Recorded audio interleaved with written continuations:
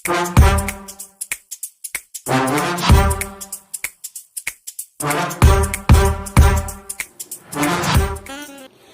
നമ്മളെല്ലാവരും പരിപ്പ് വേവിക്കുമ്പോൾ ഉപ്പും മഞ്ഞപ്പൊടി മാത്രം ഇട്ടായിരിക്കും കൂടുതലും വേവിക്കുക. അതായത് സാമ്പാറിന് പരിപ്പ് കറിക്കല്ല.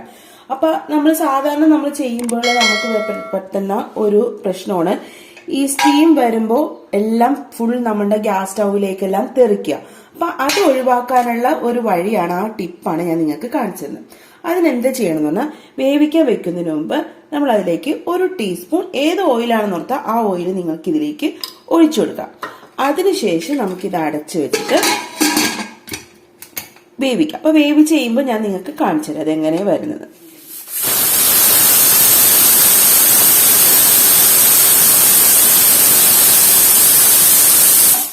ഫ്രണ്ട്സ്, കണ്ടില്ലേ, ഞാൻ പറഞ്ഞില്ലേ നമ്മൾ സ്റ്റീം വരുമ്പോൾ പരിപ്പിന്റെ ഇതൊന്നും പുറത്തോട്ട് തെറിക്കൂലെന്ന്.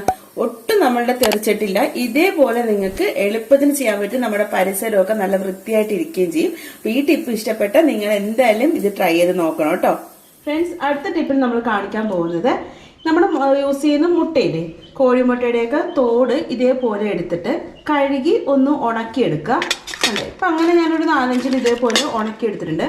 അത് നമുക്ക് നമ്മുടെ മിക്സിയുടെ ജാറില് ഏത് ജാറാന്നൊക്കെ അതിലേക്ക് നോക്കി ഇട്ടെടുക്കാം. ഇതുപോലെ ഇട്ടിട്ട് ഇതിൽ നന്നായിട്ടൊന്ന് അടിച്ചെടുത്ത് കഴിഞ്ഞാൽ നമ്മുടെ മിക്സിയുടെ ബ്ലേഡൊക്കെ നല്ല ഷാർപ്പായി കിട്ടും. അപ്പം ഞാനിതൊന്ന് അടിച്ച് കാണിച്ചിടാം.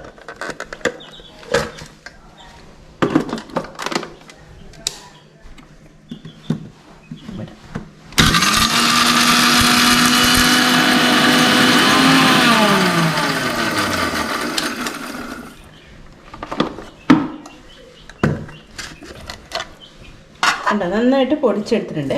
അപ്പം ഇങ്ങനെ പൊടിക്കുമ്പോൾ നമ്മുടെ മിക്സിയുടെ ബ്ലേഡ് നന്നായിട്ട് ഷാർപ്പാവും.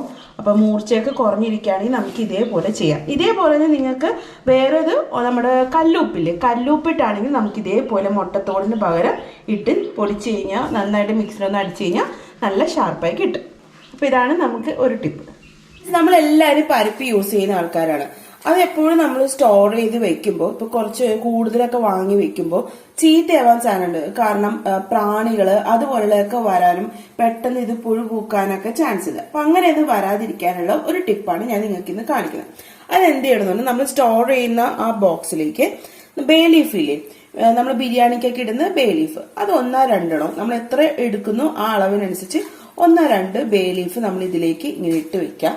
അതിനുശേഷം ഇത് അടച്ച് ഭദ്രമായിട്ട് വെച്ച് കഴിഞ്ഞാൽ നമ്മുടെ ഇതിലേക്ക് പ്രാണികളോ അങ്ങനെയുള്ള ഒന്നും വന്ന് നമ്മുടെ പരിപ്പ് ചീത്തയില്ല.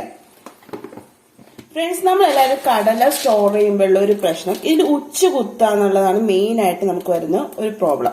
അപ്പൊ അത് വരാതിരിക്കാൻ വേണ്ടി നമ്മൾ വാങ്ങി ഒരു ബോക്സിലേക്ക് ആക്കുമ്പോൾ, ഒരു കണ്ടെയ്നറിലേക്ക് ആക്കുമ്പോൾ തന്നെ എന്താ ചെയ്യേണ്ടതെന്ന്, ഉണക്കമുളക് നമ്മുടെ എല്ലാവരുടെയും കയ്യിലുള്ളതല്ലേ. അപ്പൊ ഈ ഉണക്കമുളക് 1, 2, 3 അല്ലെങ്കിൽ 1 ഓയിലും നമ്മൾ ഇതുപോലെ ഈ ബോക്സിലാക്കി വെച്ച് കഴിഞ്ഞാൽ ഇതിലേക്ക് ഉച്ചകുത്തേ ഒന്നുമില്ല കേട്ടോ. ഇതുപോലെ നിങ്ങൾക്ക് ബേ ലീഫ് ആണെങ്കിലും യൂസ് ചെയ്യാവുന്നതാണ്. ഈ സെയിം ടിപ്പ് അത് നിങ്ങൾക്ക് അരിയില്, നമ്മുടെ പയറ് വർഗ്ഗങ്ങളില് എല്ലാത്തിലും നമുക്ക് യൂസ് ചെയ്യാവുന്നതാണ്. വളരെ ഉപകാരമുള്ളതാണ്. നിങ്ങൾ എല്ലാവരും ഇതൊന്ന് പരീക്ഷിച്ചിട്ടില്ലാത്തവരാണെങ്കിൽ ഒന്ന് പരീക്ഷിച്ച് നോക്കിയിട്ട് അഭിപ്രായം പറയണേ. ഫ്രണ്ട്സ്, അടുത്ത ടിപ്പ് നമ്മളെല്ലാവരും പഞ്ചസാര യൂസ് ചെയ്യുമ്പോൾ ഉറുമ്പ് വരിക എന്നതുള്ള ഒരു മെയിൻ ആയിട്ട് നമ്മളെല്ലാവരും അലട്ടുന്ന ഒരു പ്രശ്നമാണല്ലോ.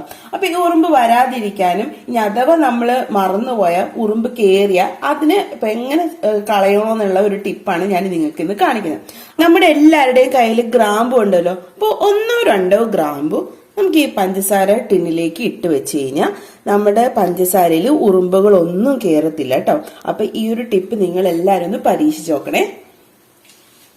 ഇന്നത്തെ വീഡിയോയിൽ ഞാൻ കാണിച്ച ടിപ്സ് എല്ലാം നിങ്ങൾക്ക് ഇഷ്ടപ്പെട്ടെന്ന് വിചാരിക്കുന്നു. ഇതിൽ ഏതെങ്കിലും ഒന്ന് നിങ്ങൾക്ക് ഉപകാരപ്പെട്ടതായിട്ട് തോന്നുന്നുണ്ടെങ്കിൽ ഒന്ന് കമന്റ് ബോക്സിൽ അറിയിക്കണം.